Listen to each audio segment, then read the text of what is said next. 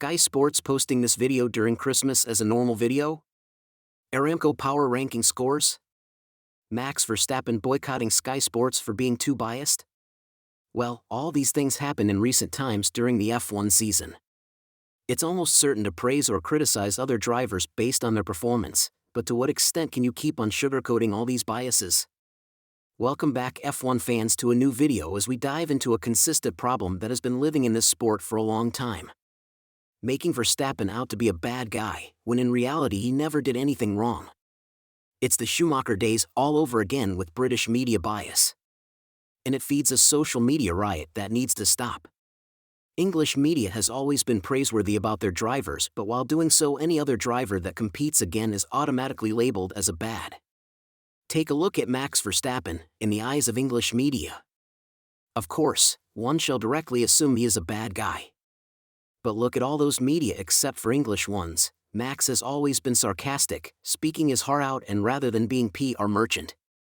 Of course, in recent times Sergio Perez has been driving badly, which is somewhat true, but the way he has been criticized all season long was not what he deserved. Does the global F1 broadcast lean towards the British audience and hence raise concerns of British bias? Yes, it does. Is it Sky Sports' fault though? Not really. While they would try to provide a neutral feed, their source of revenue is the British audience. It makes perfect business sense for them to focus on their target audience.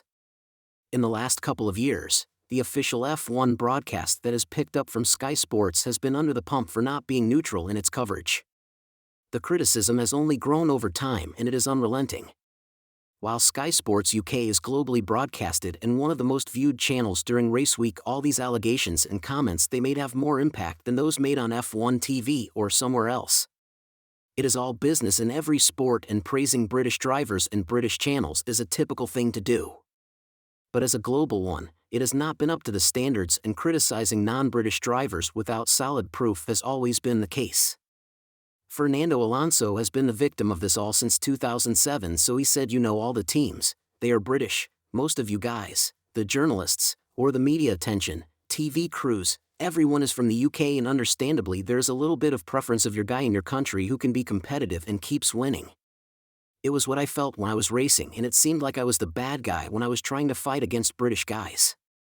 It's always common to praise their drivers like French drivers in French channels, and Ferrari in Italian, but the way English media praises their driver while being worse is something to think about.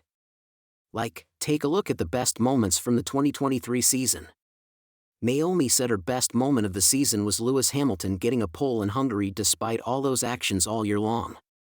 Is this justified while being one of the most renowned broadcast channels in the whole world?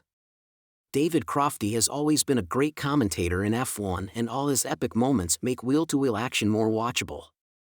But in recent times, with Lewis Hamilton not winning for almost 2 years, there have been moments where lack of the same energy is felt. But here comes Sebastian Vettel! This moment from Crofty shall go up as one of the best in F1 history, but look at so many other great actions by non-British drivers that were all outplayed by lazy commentary or lack of emphasis. Not only that, take a look at power ranking for example. During the whole season Max has driven faultlessly, grabbing 19 wins out of 22, and despite doing all those he stands at 9.1 in total standings, while Lewis Hamilton, without a single win and a somewhat bad season, stays at second. For your information, Sergio Perez, the driver who finished second in WDC, is not to be seen in the top 10. However, George has been not up to the standards this season as everyone expected, but he stands at a whopping 7th above Carlos Sainz. Is English media more conservative towards Hispanic drivers? British drivers are played up as gods, and if any other driver is better, then it is never their driving talent, it must be the car. Like it wasn't the car when Brit Lewis Hamilton won all his titles? Of course, it was. Now that he no longer has the best car, he cannot win a race. Comment down below your thoughts on that. In all fairness, it's always the great combination of driver and machinery that creates a dominant performance. While one may it's just a car, take a look at Bottas in Mercedes and Sergio in Red Bull. It's all about how the driver adapts to the car that goes fast rather than tweaking the upgrades to their driving style. Max and Lewis could drive the faster car and adapt to the needs, while Russell and Perez might have to bring up a change in the car for adaptability. This makes an impact on the car and hence is slower. It has always been the same case in F1 with British fans booing since the Schumacher era followed by Vettel, and it's a repeating process with Verstappen. The conspiracy theory cooked up around Yuki Tsunoda's safety car-inducing DNF at the 2022 F1 Dutch GP caused a social media storm. Red Bull strategy engineer Hannah Schmidt was the target of horrible abuse by Lewis Hamilton fans as a result.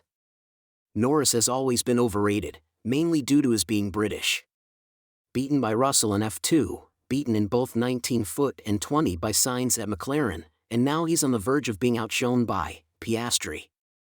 Norris' reputation is massively enhanced by Ricciardo and the fact he's a likable character. British media are so capable that they could even show Ricciardo as a bad guy, which has barely been the case in F1. Not only that, if the Verstappen 51G crash didn't happen in Silverstone, there would be a maximum chance of Hamilton getting a bigger penalty. Comment down your thoughts on this. Despite being Brit himself, Red Bull Racing Team principal Christian Horner has stated that the team would have been more popular if they had a British driver in their lineup. The Austrian team, despite being based in Milton Keynes, has often not received the love of British fans and the media. Their straightforward and cutthroat attitude in the sport has also not sat well with many and has even seen them on the receiving end of fans' wrath on social media. Now let's jump onto the fans. There has barely been peace between F1 fans, mainly Verstappen and Hamilton, since 2021. But in recent times, it has become much worse. With fans calling out each other and going up to personal matters, this toxicity has reached new heights. It is almost certain for Lewis fans to get frustrated after being winless for 2 seasons, and on the other side Max won almost all the races. Of course, there will be jealousy, either good or bad. From 7 years of constant dominance to no wins for 2 years is something no fan saw coming. Lewis, along with PR stunts outside of F1, makes him more likable while he is not racing. In my personal opinion, these types of fans create drama with racing fans while they barely know any technicalities about racing. No offense to anyone, as everyone has a personal preference, but all these accusations and just car-type comments make it much worse. Of course, it will be fun when both fans put out their unbiased opinions and discuss like a real one. But nah, toxicity has reached new heights in this fan base, and rather than expecting the greatness of both, unnecessary hatred is created between drivers. While fans throw hands and toes over this discussion, drivers have utter respect for each other, which can be seen in recent times.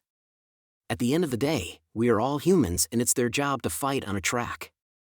British drivers have a great history of racing, and since the start of F1 2023 is the only season where the British anthem was not played on the podium, it creates a newer perspective in F1 for coming years. Are British drivers washed, or Max is on the upper level than the rest of the grid? There have been so many cases with every driver getting praised by their own and criticized by it. Thanks for joining us on this ride through the highs and lows of this epic rivalry. Until next time, keep the engines roaring and the adrenaline pumping on the road to glory.